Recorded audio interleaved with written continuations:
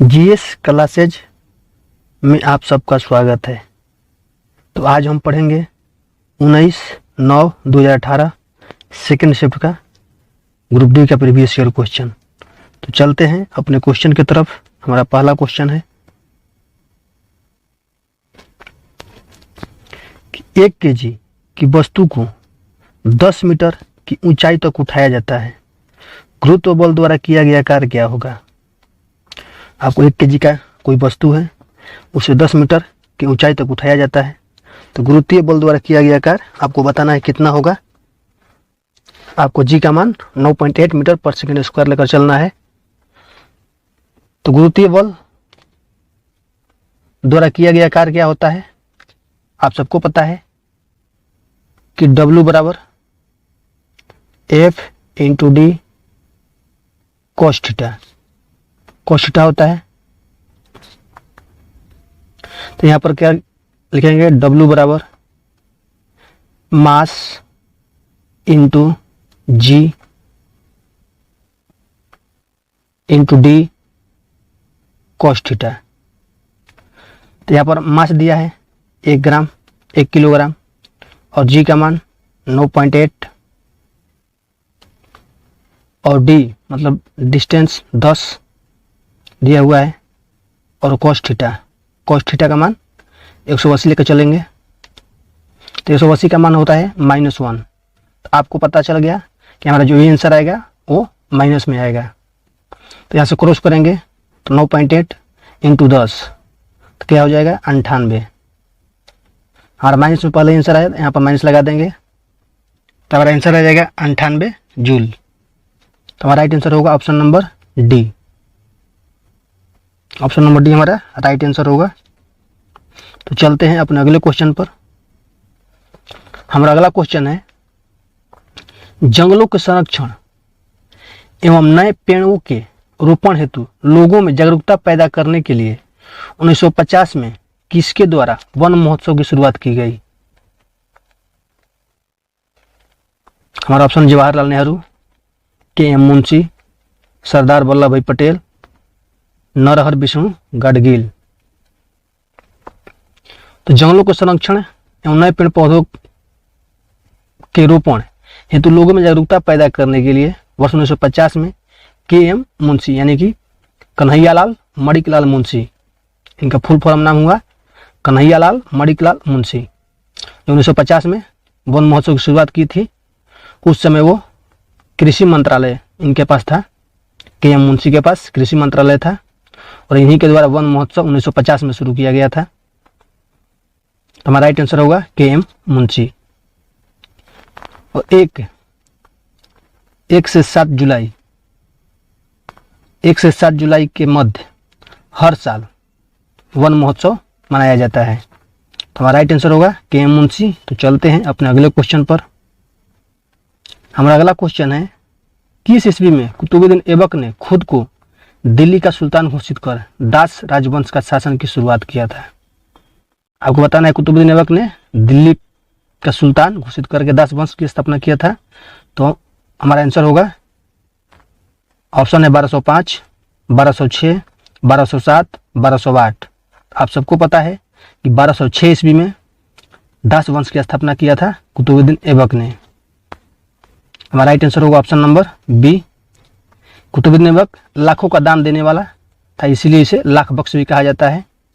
और इसे यह कुरान बहुत सुर में पढ़ता था, इसीलिए इसे कुरान सुर कहा जाता है। तो हमारा राइट आंसर होगा ऑप्शन नंबर बी। तो चलते हैं अपने अगले क्वेश्चन पर। हमारा अगला क्वेश्चन है कि निम्न में से कौन सा कथन गलत है। सभी रज्जुकी यानी कि कर्डेटा, यहाँ पर क्या लिखेंगे, जो खाली जगह दिया हुआ है यहाँ पर कौन सा ऑप्शन रखेंगे जो कि गलत हो जाएगा। तो सभी रज्जुकी और ऑप्शन है में पृष्ठीय तंत्रिका नाल होती है, डिप्लोब्लास्टिक होते हैं, क्लोमेट होते हैं, मेरुदंड होता है। तो यहाँ पर हम रखेंगे कि सभी रज्जुकी में पृष्ठीय तंत्रिका नाल होती है, जो कि सही हो जाएगा। अगर यहाँ पर रखेंगे कि सभी रज्जुकी डिप्लोब्लास्टिक होते हैं, जो कि यह गलत हो जाएगा, क्योंकि सभी रज्जु की पृष्ठीय तंत्रिका नाल होती है, सभी में कोलोमेट होते हैं, सभी में मेरुदंड होते हैं, सभी क्रेडिटा में मेरुदंड होता है, कोलोमेट होता है और पृष्ठीय तंत्रिका नाल भी होती है। डिप्लोब्लास्टिक नहीं होते हैं। तो हमारा राइट आंसर होगा ऑप्शन नंबर बी। और ऑप्शन नंबर बी हम खाली जगह पर रखेंगे, सभी रज्जु की डिप्लोब्लास्टिक होते हैं, तो यह बात गलत हो जाएगी। इसमें हमारा पूछा गया है कौन सा कथन गलत है, तो ऑप्शन नंबर जो बी है यह गलत है। अगर ये जो लिखा है डिप्लोब्लास्टिक होते हैं तो यहाँ पर खाली जगह पर हम रखेंगे तो सभी रज्जु की डिप्लोब्लास्टिक होते हैं, यह गलत हो जाएगा। तो हमारा राइट आंसर बी। तो चलते हैं अपने अगले क्वेश्चन पर। हमारा अगला क्वेश्चन है अली कुली सलीम और आबू तलीम कलीम किसके शासनकाल के दौरान महत्वपूर्ण कवि थे? हमारा ऑप्शन है औरंगजेब, जहांगीर, शाहजहां, अकबर। तो इसके आंसर जानने से पहले आप हमारे चैनल पर पहली बार आए हैं तो आप हमारे चैनल को सब्सक्राइब करें, शेयर करें, लाइक करें और कमेंट में अपना स्कोर जरूर बताएं कि आपने कितने क्वेश्चन सही किए हैं। तो हमारा इसका आंसर होगा अली कुली सलीम और अब्बू तालिब कलीम जो थे ये शाहजहां के शासनकाल के कवि थे। हमारा राइट आंसर होगा ऑप्शन नंबर सी, शाहजहां। आज हम 19/9/2018 के केवल एक ही शिफ्ट के क्वेश्चन सॉल्व करेंगे। जब 2 शिफ्ट के क्वेश्चन सॉल्व करते हैं तो वीडियो लंबा हो जाता है, इसीलिए आज हम एक ही शिफ्ट के क्वेश्चन डिस्कस करेंगे। सेकंड शिफ्ट 19/9/2018 का सेकंड शिफ्ट का क्वेश्चन है ये सब। तो चलते हैं अपने अगले क्वेश्चन पर। इस क्वेश्चन के आंसर शाहजहां है। शाहजहां के शासनकाल में अली कुली सलीम और अबू तलीब कलीम कवि थे। चलते हैं अपने अगले क्वेश्चन पर। हमारा अगला क्वेश्चन है ऐसे तत्व जिनके रासायनिक गुण समान होते हैं लेकिन परमाणु द्रव्यमान भिन्न भिन्न होते हैं को कहा जाता है? हमारा ऑप्शन है समव्यय, समस्थानिक, संभारिक, हाइलोजन। तो आपको बता दूं जो ये क्वेश्चन है जिसे आरआरबी ने निरस्त कर दिया था, यानी कि इसे गलत साबित कर दिया था आरआरबी ने, लेकिन ये क्वेश्चन बिल्कुल सही है। ऐसे तत्व जिनके रासायनिक गुण समान होते हैं लेकिन परमाणु द्रव्यमान भिन्न भिन्न होते हैं को समस्थानिक कहा जाता है, यानी कि हमारा राइट आंसर होगा ऑप्शन नंबर बी, समस्थानिक। इस क्वेश्चन को आरआरबी ने निरस्त कर दिया था। हर शिफ्ट में ग्रुप डी का हर शिफ्ट, जैसे मान लीजिए हम 17 और 18 तारीख का क्वेश्चन जो डिस्कस किए थे, उस शिफ्ट में भी हर शिफ्ट में 2-4 क्वेश्चन जो कि गलत है, वो गलत क्वेश्चन मैंने ऐड नहीं किया था। और इस क्वेश्चन को ऐड करना इसलिए पड़ा क्योंकि ये क्वेश्चन सही है लेकिन आरआरबी ने इसे गलत साबित कर दिया था, ये क्वेश्चन गलत है। इसका आंसर समस्थानिक होगा जो कि सही है।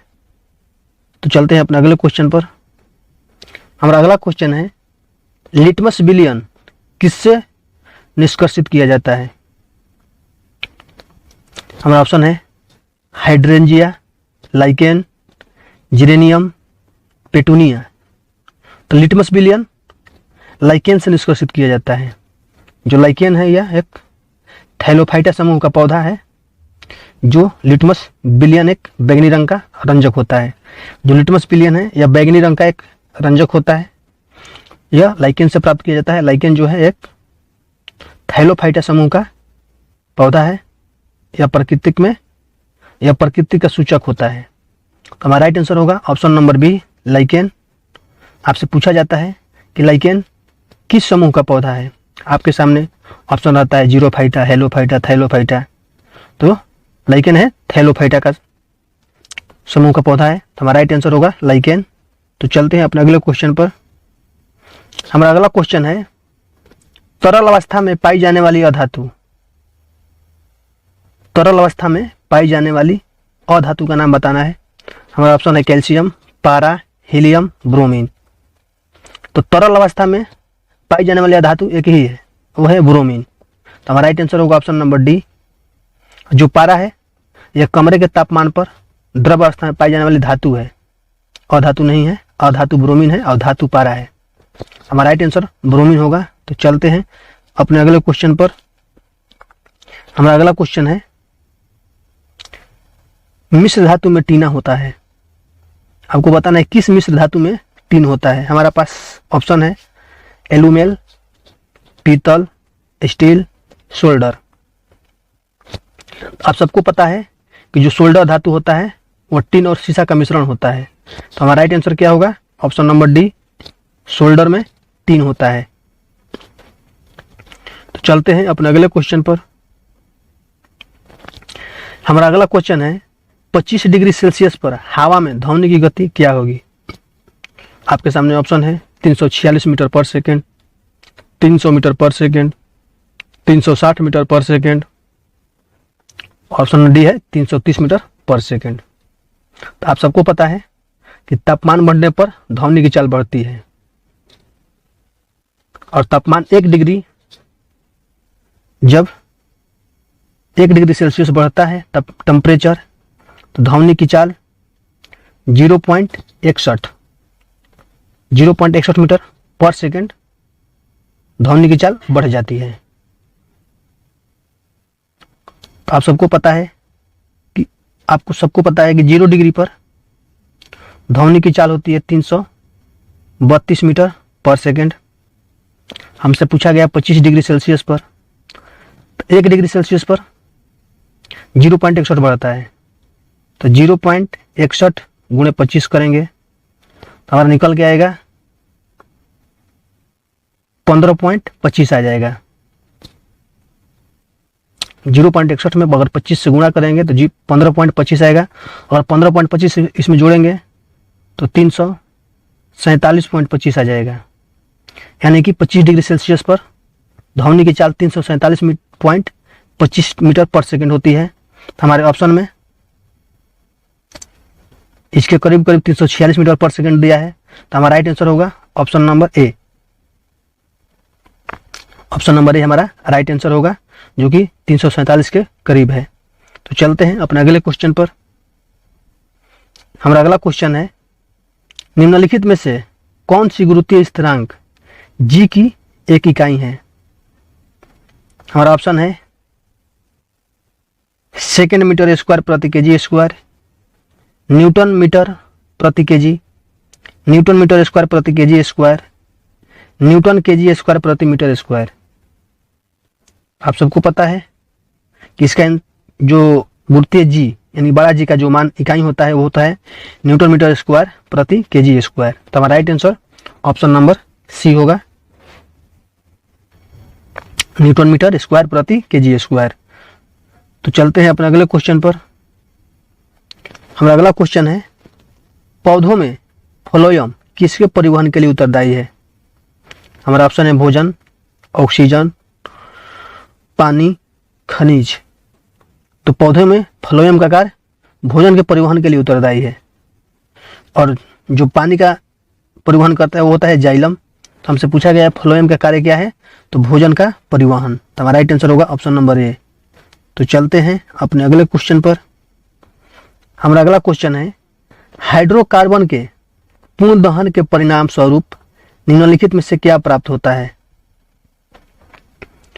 हमारा ऑप्शन है CO plus OH, CO2 plus H2O, CO plus H2O, CO2 plus OH।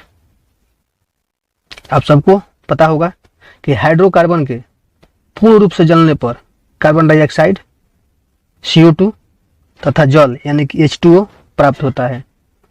तो हमारा ऑप्शन में कार्बन डाइऑक्साइड और जल कहाँ पर है, किस ऑप्शन में? तो ऑप्शन नंबर जो बी है CO2 carbon dioxide plus H2O पानी। तो हाइड्रोकार्बन के पूर्ण दहन के परिणाम स्वरूप कार्बन डाइऑक्साइड और पानी का प्राप्त होता है। तो हमारा राइट आंसर होगा option number B, CO2 plus H2O। तो चलते हैं अपने अगले क्वेश्चन पर। हमारा अगला क्वेश्चन है निम्नलिखित में से किस प्रकार के प्रजनन से अधिक विविधता की उत्पत्ति होती है? हमारा ऑप्शन है द्विखंडन, अलैंगिक, पुनर्जनन, लैंगिक। आपको बताना है किस प्रजनन से विविधता होती, अधिक विविधता की उत्पत्ति होगी। तो लैंगिक प्रजनन में जो विविधता होती है उसकी प्रजनन अधिक होती है, यानी कि सेक्सुअल। तो हमारा राइट आंसर होगा ऑप्शन नंबर डी, लैंगिक प्रजनन में अधिक विविधता की उत्पत्ति होती है। तो हमारा राइट आंसर लैंगिक होगा। तो चलते हैं अपने अगले क्वेश्चन पर। हमारा अगला क्वेश्चन है, मुक्त रूप से गिरने के दौरान पिंड किस स्थिति में होता है। मान लीजिए कोई पिंड है, मुक्त रूप से गिर रहा है, तो उसकी स्थिति किस रूप में होगी। हमारा ऑप्शन है भारहीनता, आराम, गतिकी, कृत्य कार्य। तो आप सबको पता है कि मुक्त रूप से गिरने के दौरान किसी पिंड की स्थिति शून्य हो जाती है, यानी भारहीनता भी महसूस होती है। तो हमारा राइट आंसर होगा ऑप्शन नंबर ए, भारहीनता। आप सबको पता है कि भारहीनता होती है, यानी कि जब कोई वस्तु मुक्त रूप से गिराई जाती है किसी पिंड को, तो उसकी स्थिति शून्य हो जाती है, यानी भारहीनता के रूप हो जाती है। तो चलते हैं अपने अगले क्वेश्चन पर। हमारा अगला क्वेश्चन है, यदि कार्य का मान धनात्मक हो तो निकाय पर कार्य हो रहा है। यदि कार्य का मान धनात्मक हो तो जिस निकाय पर कार्य हो रहा है वह है, हमारा ऑप्शन है, उसकी ऊर्जा का ह्रास होगा, उसका मान शून्य होगा, वह नियत रहेगा, और चौथा ऑप्शन है, उसकी ऊर्जा में वृद्धि होगी। आप सबको पता होगा कि यदि कार्य का मान धनात्मक हो तो जिस निकाय पर कार्य हो रहा है तो उसकी ऊर्जा में वृद्धि होगी। ऊर्जा एक ऐसा कारक है जो कार्य करने के लिए आवश्यक होता है। अतः जिस कारण से किसी वस्तु में कार्य करने की क्षमता होती है उसे ऊर्जा कहते हैं। यदि कोई कार्य का मान धनात्मक हो तो निकाय पर हो रहे कार्य की ऊर्जा में वृद्धि होगी। हमारा राइट आंसर होगा ऊर्जा में वृद्धि होगी। यदि कोई कार्य धनात्मक हो, उस निकाय पर कार्य हो रहा हो तो उसमें ऊर्जा की वृद्धि होगी। तो हमारा राइट आंसर होगा ऑप्शन नंबर डी। तो चलते हैं अपने अगले क्वेश्चन पर।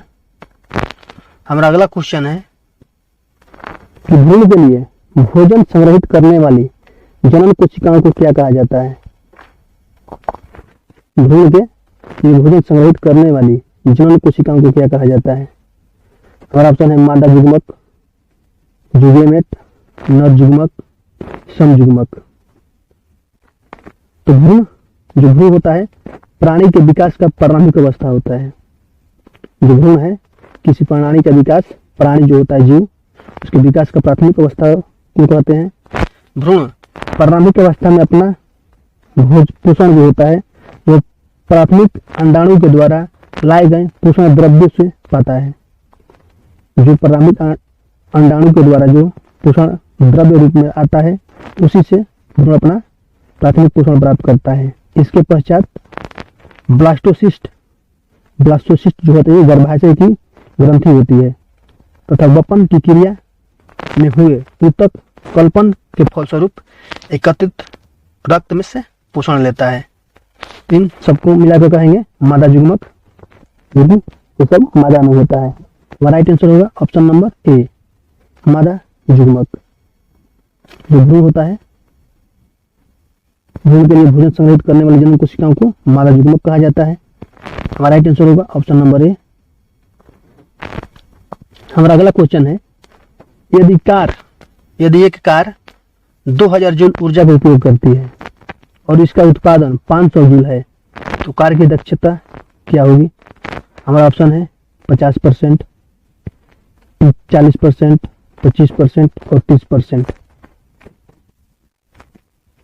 तो यहाँ पर कार की दक्षता बराबर होता है कार द्वारा कृत कार्य, कार द्वारा जो कार्य किया गया, और बटे में होता है कार्य को दी गई ऊर्जा। तो कार्य की दक्षता बराबर क्या लिखेंगे, तो कार्य द्वारा कृत कार्य, तो कार्य द्वारा कृत कार्य कितना है 500 है,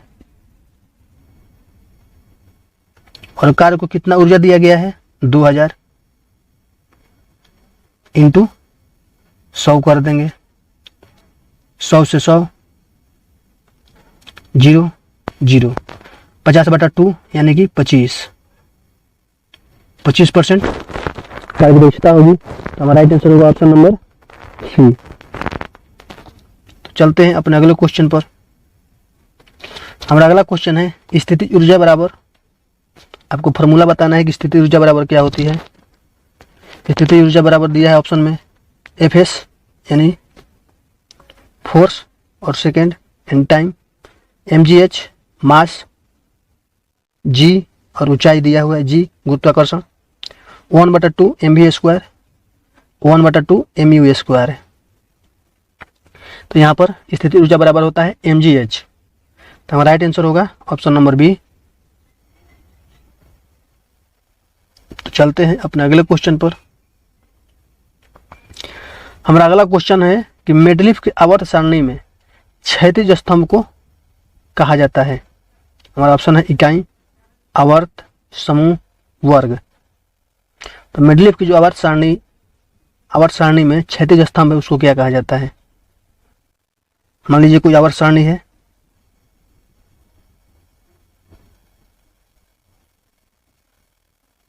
ऐसे होता है,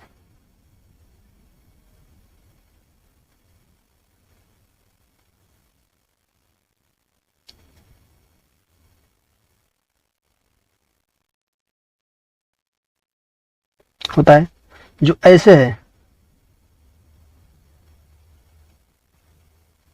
जो ये है इसको हम आवर्त बोलते हैं और इसको लंब बोलते हैं।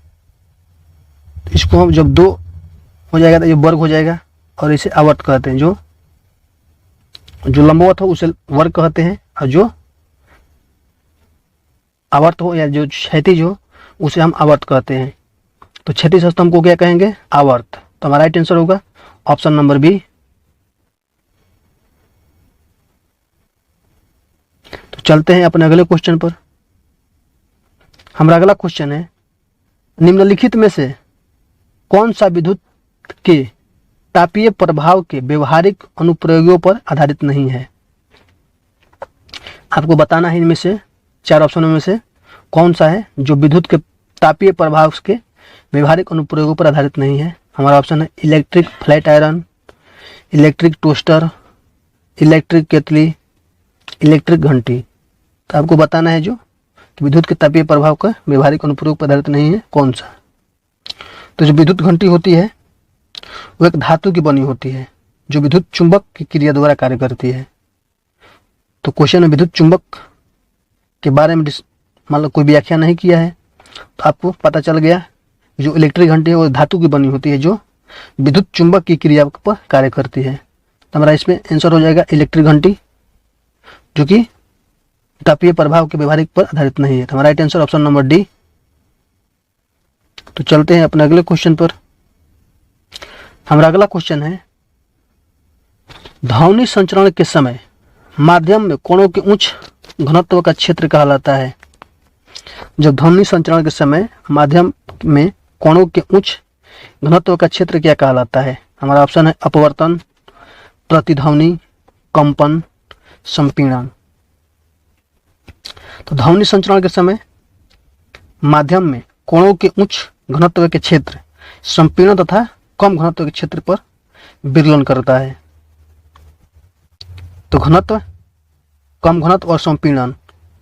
तो ऑप्शन में तो घनत्व नहीं है, संपीड़न है। तो हमारा राइट आंसर होगा option number D. Option number D. अगर यहाँ पर कम घनत्व होता तो भी हमारा राइट आंसर होता। तो आपको सबको याद रखना है कि ध्वनि संचरण के समय मध्यम में कोणों के उच्च घनत्व का क्षेत्र कहलाता है कम घनत्व या संपीड़न। तो हमारा right answer option number D. तो चलते हैं अपने अगले क्वेश्चन पर। हमारा अगला क्वेश्चन है कि भारत में खादी ग्रामोद्योग सहकारी उत्पादक संघ लिमिटेड की स्थापना कब की गई थी। हमारा ऑप्शन है 1947 ईस्वी में, 1948 ईस्वी में, 1954 ईस्वी में, 1950 ईस्वी में। आप सबको पता है कि भारत में खादी एवं ग्रामोद्योग सहकारी उत्पादक संघ लिमिटेड की स्थापना किस में की गई थी, किस ईस्वी में की गई थी। तो 1954 ईस्वी में की गई थी। तो हमारा राइट आंसर होगा ऑप्शन नंबर सी। तो चलते हैं अपने अगले क्वेश्चन पर। उससे पहले आप हमारे चैनल को सब्सक्राइब कर लीजिए और ये वीडियो हर ग्रुप में, जितने भी आपके पास ग्रुप हैं सब में शेयर कीजिए। तो चलते हैं अपने अगले क्वेश्चन पर। हमारा अगला क्वेश्चन है निम्नलिखित में से कौन सा एक तत्व नहीं है। हमारा ऑप्शन है हीलियम, कॉपर, ऑक्सीजन, पानी। इस क्वेश्चन का आंसर आपको कमेंट बॉक्स में देना है। आज के लिए इतना ही। कल हम फिर 19/9/2018 के थर्ड शिफ्ट का क्वेश्चन डिस्कस करेंगे। तो आज के लिए इतना ही। थैंक्स।